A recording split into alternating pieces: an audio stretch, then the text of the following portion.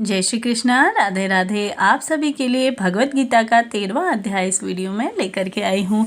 तो सभी भक्तजन बोलिए श्री कृष्णाय वासुदेवाय हरे परमात्मने प्रतः क्लेशनाशाय गोविंदाय नमो नमः। अध्याय में श्री कृष्ण जी ने दो शब्दों का परिचय देते हैं, जैसा कि क्षेत्र और क्षेत्रज्ञ। क्षेत्रज्ञ का ज्ञाता। सरल शब्दों में क्षेत्र को शरीर और आत्मा को और क्षेत्र का ज्ञाता माना जाता है। हालांकि क्षेत्र वास्तव में केवल भौतिक शरीर से कहीं अधिक है। इसमें मन, बुद्धि, अहंकार और भौतिक ऊर्जा के अन्य सभी घटक शामिल हैं, जो हमारे व्यक्तित्व का हिस्सा हैं। व्यापक शब्दों में आत्मा को छोड़कर जो क्षेत्र का ज्ञाता है, हमारे संपूर्ण व्यक्तित्व के सभी भौतिक पहलुओं पर विचार किया जाता है। शरीर का क्षेत्र। जब किसान अपने खेत में धान बोता है तो वह उस खेत से केवल धान ही काट सकता है, गेहूं या मक्का नहीं। इसी प्रकार हम अपने खेत में अर्थात अपने शरीर में जो अच्छे या बुरे विचार और कर्म बोते हैं, हम उसका ही परिणाम भागते हैं। बुद्ध ने सिखाया, हम जो कुछ भी हैं वह हमारे विचारों का ही परिणाम है। यह हमारे विचारों पर आधारित है और हम हमारे विचारों से बना है। इस प्रकार जैसा हम सोचते हैं वैसे ही हम बन जाते हैं।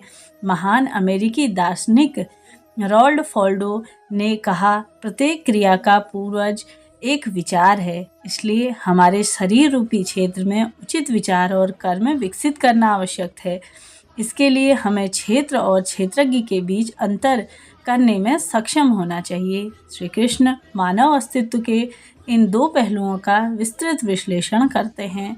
वे क्षेत्र अर्थात मानव शरीर के क्षेत्र को घेरने वाले भौतिक तत्वों की गणना से आरंभ होते हैं। वे इस क्षेत्र शरीर में उत्पन्न होने वाली भावनाओं, संवेदनाओं, संवेगों आदि को परिवर्तन करते हैं और तथा सद्गुण और पूर्ण गुण इस क्षेत्र को शुद्ध करते हैं और इसे ज्ञान से प्रकाशित करते हैं।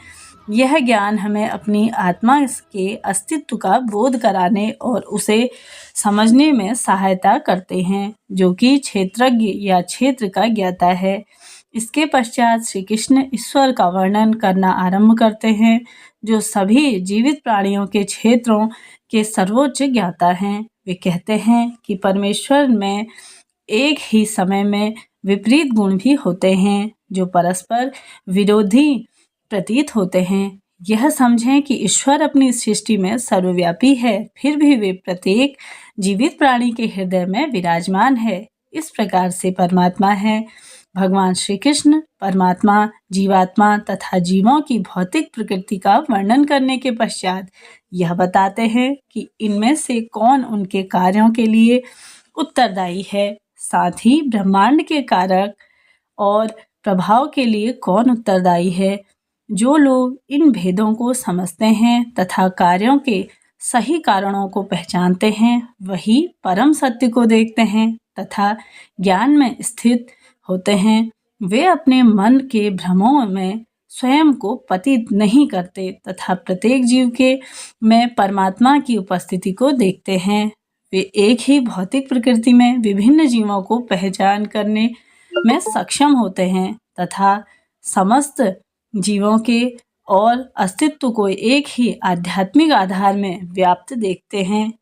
इस ज्ञान से उन्हें ब्रह्म की चेतना या ईश्वर साक्षात्कार प्राप्त होता है। अर्जुन ने कहा, हे केशव, मैं यह जानना चाहता हूँ कि प्रकृति और पुरुष क्या हैं और क्षेत्र और क्षेत्रज्ञ क्या है। मैं यह भी जानना चाहता हूँ कि सच्चा ज्ञान क्या है और इस ज्ञान का लक्ष्य क्या है। हे अर्जुन, यह शरीर क्षेत्र कार्यों का क्षेत्र कहलाता है और जो इस शरीर को जानता है उसे दोनों के सत्य को जानने वाली मुनि क्षेत्रज्ञ कहते हैं। हे भरतवंशी, मैं सभी कर्म क्षेत्रों का ज्ञाता हूँ। शरीर को कर्म क्षेत्र तथा आत्मा और परमात्मा को कर्म क्षेत्र का ज्ञाता समझना, यही मैं सच्चा ज्ञान मानता हूँ। सुनो, मैं तुम्हें समझाता हूँ कि वह क्षेत्र क्या है, उसका स्वरूप क्या है, उसमें परिवर्तन कैसे होता है, उसकी रचना किसने की है और क्रिया क्षेत्र का ज्ञाता कौन है, उसकी शक्तियाँ क्या हैं। महान ऋषियों ने क्षेत्र और क्षेत्रज्ञ के बारे में सत्य को अनेक तरीकों से गाया है। इसे विविध वैदिक और ऋचाओं में कहा गया है और विशेष रूप से ब्रह्म सूत्र में ठोस तर्क और निर्णायक प्रमाणों के साथ इसका खुलासा किया गया है।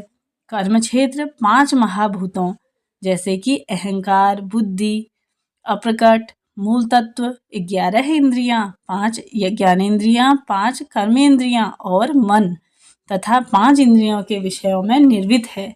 इच्छा और द्वेष, सुख और दुख, शरीर, चेतना और इच्छा, ये सभी मिलकर क्षेत्र और उसकी विकृतियां हैं।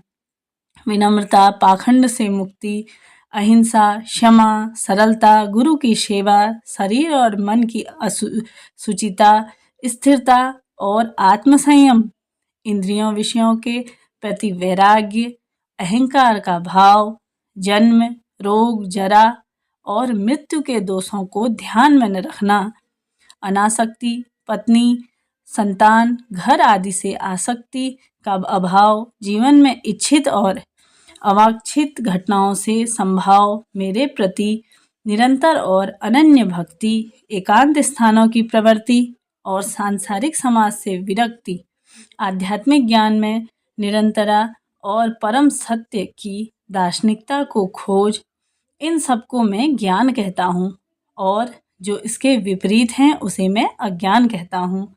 अब मैं तुम्हें वह बतलाऊंगा जिसे जानना चाहिए और जिसे जानने से अमरता प्राप्त होती है। वह अनादि ब्रह्म है जो अस्तित्व और अनस्तित्व से परे है। उसके हाथ, पैर, आँखें, सिर और चेहरे हर जगह हैं। उनके कान भी हर जगह हैं क्योंकि वे ब्रह्मांड की हर चीज़ में व्याप्त हैं।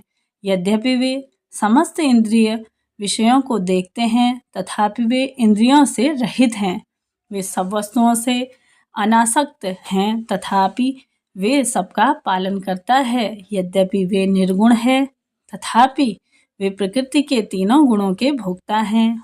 वह सभी जीवित प्राणियों के बाहर और भीतर विद्यमान हैं, चाहे वे गतिशील हो या अगतिशील या सूक्ष्म है, और इसलिए वह समझ में परे है। वह बहुत दूर है लेकिन वह बहुत निकट भी है। वह अविभाज्य है फिर भी वह जीवों के विभाजित प्रतीत होता है। उस परम सत्ता को सभी प्राणियों का पालन करता, संहार करता और सृष्टि करता जाने। वे सभी ज्योतियों में प्रकाश के स्रोत हैं तथा अज्ञान के अंधकार में वह सर्वथा परे है। वे ज्ञान है, ज्ञान का विषय है तथा ज्ञान का लक्ष्य है। वे सभी जीवों के हृदय में निवास करते हैं। इस प्रकार मैंने तुम्हें क्षेत्र का स्वरूप, ज्ञान का अर्थ और ज्ञान का विषय बताया है। इसे केवल मेरे भक्त ही यथार्थ रूप में समझ सकते हैं और ऐसा करके वे मेरे दिव्य स्वरूप को प्राप्त करते हैं। यह ज्ञान लो कि प्रकृति और पुरुष दोनों अनादि हैं। यह भी जान लो कि शरीर और प्रकृति के तीनों गुणों के सभी परिवर्तन भौतिक ऊर्जा द्वारा ही उत्पन्न होते हैं। सृष्टि के मामले में भौतिक ऊर्जा कारण और प्रभाव के लिए उत्तरदायी हैं। सुख और दुख के अनुभव के मामले में व्यक्तिगत आत्मा को उत्तरदायी घोषित किया जाता है। जब प्रकृति में स्थित पुरुष जीवात्मा तीनों गुणों का भोग करना चाहता है तो उसके आसक्ति उससे लिए उच्च तथा निम्न योनियों में जन्म लेने का कारण बन जाती हैं। साथ ही शरीर के भीतर भी परमेश्वर का निवास है। उसे साक्षी, अनुज्ञातदाता, आश्रयदाता, पारलौकिक भोक्ता, परम नियंत्रक और परमात्मा कहा जाता है।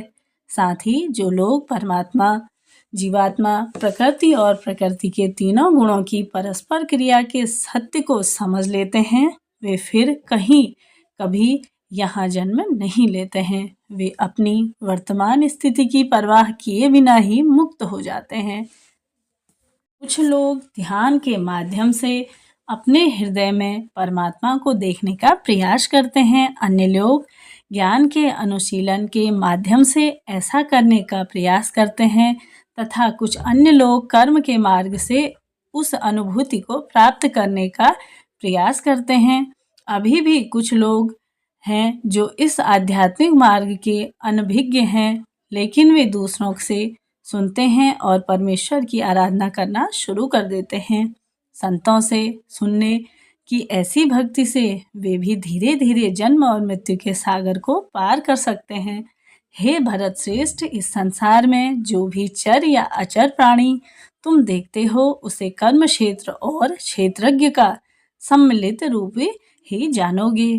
केवल वे ही वास्तव में देखते हैं जो परमात्मा यह समझते हैं कि शरीर के सभी कार्य प्रकृति द्वारा ही किए जाते हैं, जबकि देहधारी आत्मा वास्तव में कुछ भी नहीं करती। जब वे एक ही भौतिक प्रकृति के स्थिर विविध प्रकार के जीवों को देखते हैं तथा समझते हैं कि वे सब उसी से उत्पन्न हुए हैं, तो उन्हें ब्रह्म का साक्षात्कार हो जाता है।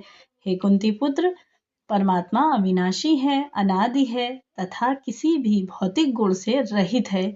यद्यपि वह शरीर के भीतर स्थित है, फिर भी वह न तो कोई कार्य करता है और न ही वह भौतिक शक्ति से संकलित होता है। आकाश अपने अंदर सब कुछ समेटे हुए है, लेकिन सूक्ष्म होने के कारण वह जो कुछ भी समेटे हुए है उसे दूषित नहीं होता। इसी प्रकार यद्यपि उसकी चेतना शरीर से व्याप्त है, फिर भी आत्मा शरीर के गुणों से प्रभावित नहीं होती। जिस प्रकार एक सूर्य संपूर्ण सौरमंडल को प्रकाशित करता है, उसी प्रकार व्यक्तिगत आत्मा संपूर्ण शरीर को चेतना से प्रकाशित करती है। जो लोग ज्ञान के नेत्रों से शरीर और शरीर के आज्ञा के बीच में अंतर को तथा भौतिक प्रकृति से मुक्ति की प्रक्रिया को समझ लेते हैं, वे परम गति को प्राप्त हो जाते हैं। तो बोलिए जय श्री कृष्णा, जय श्री हरे विष्णु। 13वां अध्याय यहाँ पे पूर्ण होता है। तो मिलते हैं हम अगली वीडियो में, तब तक के लिए जय श्री कृष्णा, राधे राधे।